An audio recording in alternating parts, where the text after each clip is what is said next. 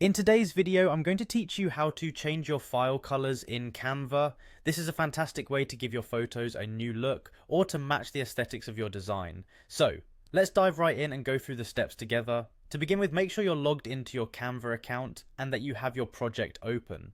The first thing you need to do is navigate to the Uploads section. You'll find this on the left panel of your Canva workspace. Click on it to open up all the photos and files that you've previously uploaded to Canva.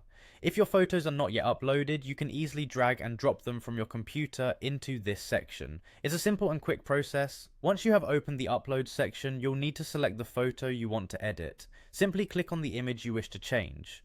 Keep in mind that if you want to change multiple images, you'll have to repeat these steps for each one individually. Now here's an important point: Canva doesn't allow us to directly change the color of an uploaded photo.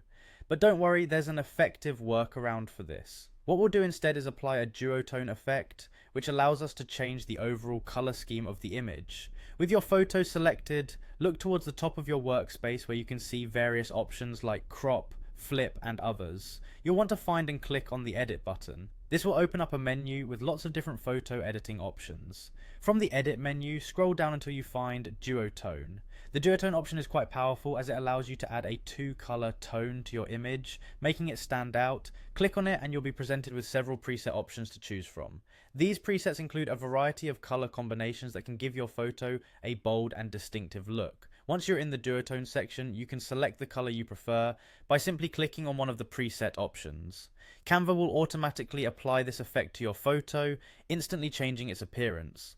Take your time to explore these options. Don't worry if you don't get the right look immediately. You can always change it by selecting another preset until you find the one that fits your design perfectly.